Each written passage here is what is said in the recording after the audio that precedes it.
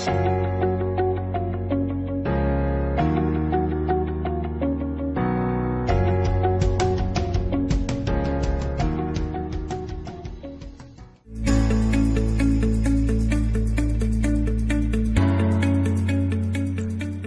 and welcome to another section in Further Maths. In today's lesson, we'll be looking at the trigonometry's identities and graphs of inverse trigonometry ratio. But before we move ahead, I would like us to do a quick review on our previous lesson. Okay, welcome back. Now, let's go to today's topic. We have in front of us the trigonometric identities and graphs of inverse trigonometry ratios.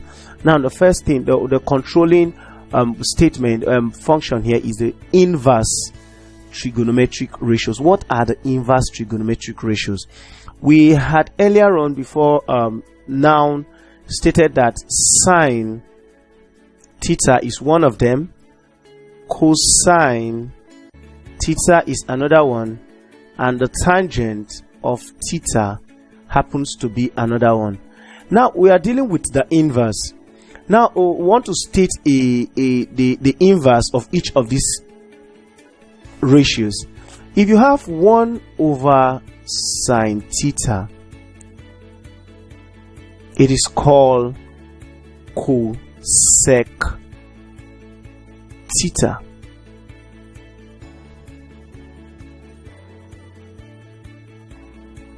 If you have, it is called the cosec theta. The word cosec means cosecant. If you also have 1 over cos theta, is called sec theta. The word sec means secant.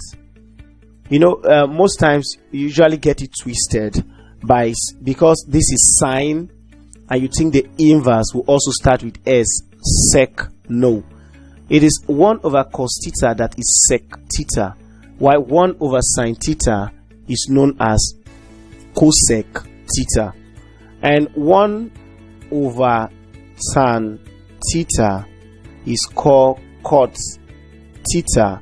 The word cot stands for cotangent. Now this happens to be the inverse of each of these trigonometric functions. The inverse means 1 over it. We have sine theta, but 1 over sine theta is cosec theta. You don't just write 1 over sine theta. When each time you see 1 over sine theta, you change it to cosec theta or cosecant. 1 over cos theta, you change it to sec theta. And when you see 1 over tan theta, you change it to cot theta. And I just explained that cosec means cosecant, sec means secant, and cot means cotangent. And these are the 3 functions that stands to symbolize that of that stands as the inverse trigonometric functions. Now I want us to go into giving you relationship between these. But before this, let's do a view of let's take a view of the Pythagoras theorem, because it will serve as a guide to what we are about doing now. Pythagoras theorem. You know, the Pythagoras theorem states that, let me say this is a right angle. If this happens to be a right angle, this is 90, that makes it the angle. Let's call here the P. This is A and this is B. Pythagoras theorem states that the square of the hypotenuse, let's say this is A, B, C. It states that the square of the hypotenuse is the longest side, is equals to the sum of the square of the 2 opposite sides. So we have it's equals to A square plus B square. Now in trying to deal with the inverse trigonometric function, I would like us to apply this Pythagoras theorem in getting the relationship that binds these functions together. If we have a circle of this nature, Let's say we have a circle of this nature. My circle looks like a mango, but we can still do with it. Now we have a circle of this nature. You bring it down, plotting it this way, generating this. Remember we talked about the Pythagoras theorem. Bringing it down, taking here to be theta. This point, let's just give him a value of 1. And let's call here our x. Let's call this point our x. And call this right there is the x-axis. Remember this is y. And this is our y-axis. Now, I would like a situation whereby we represent the x, because x means resolving into horizontal components. And in our previous section, which I told you that horizontal component is known as cos theta, while the vertical component is known as sine theta. So, but let's work out our Pythagoras theorem here and see what will happen. So, you know that if we say x to be cos theta and y to be equals sine theta, then you know that the value of x square from here, this is x, is cos theta. So if we add square to here, it will become cos square theta. So if you've done that, the value of y square will also give you sine square theta. Now let's add these two together. By the time you add x square plus y square, it will be equals cos square theta plus sine square theta. But remember what we did in Pythagoras theorem. We said the square of the hypotenuse, that is 1 square, is equals x square plus y square. That's Pythagoras theorem from Pythagoras theorem.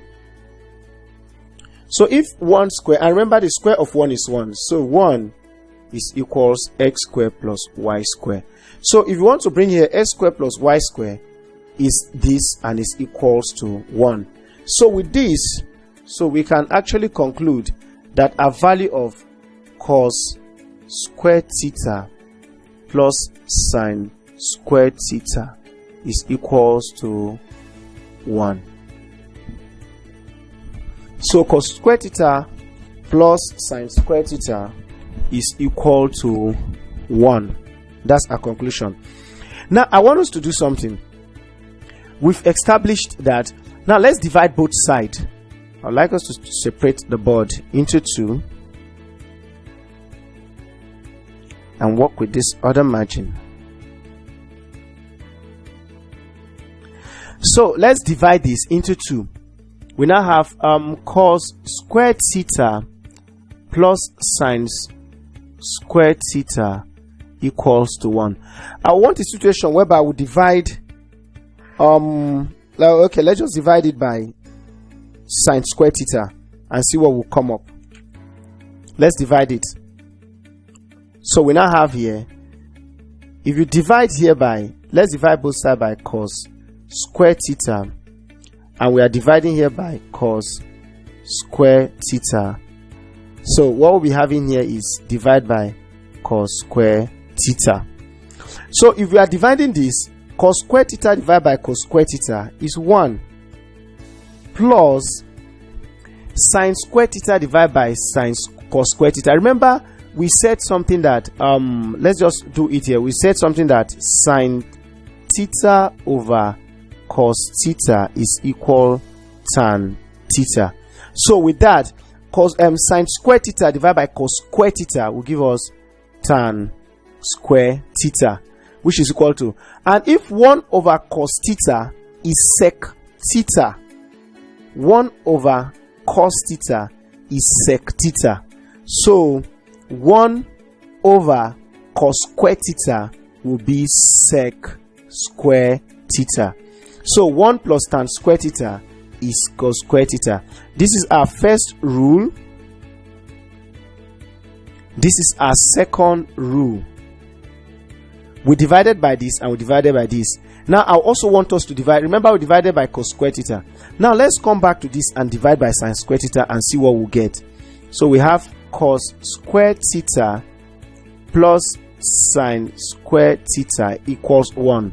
That was the first relationship that was established.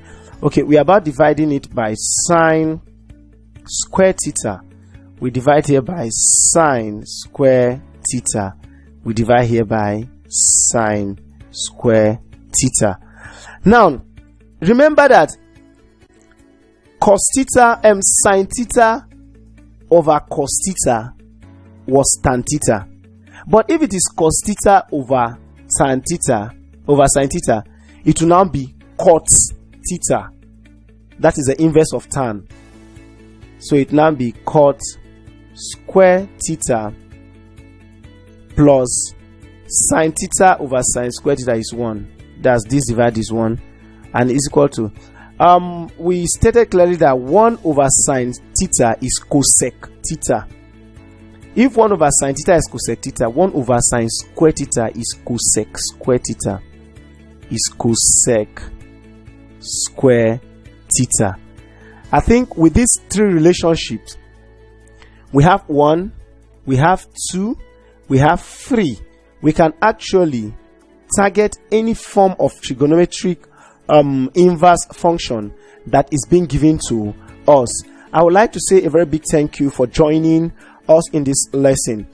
To refresh your memory on what we've just discussed, please take the test that will appear on your screen shortly, and also do well to use the lesson notes on the platform for a better information on the topic we've just discussed. Always feel free to drop your questions on the comment section. We'll always help you in dealing with whatever problem that is there. Thank you. I think we'll see you in our next lesson.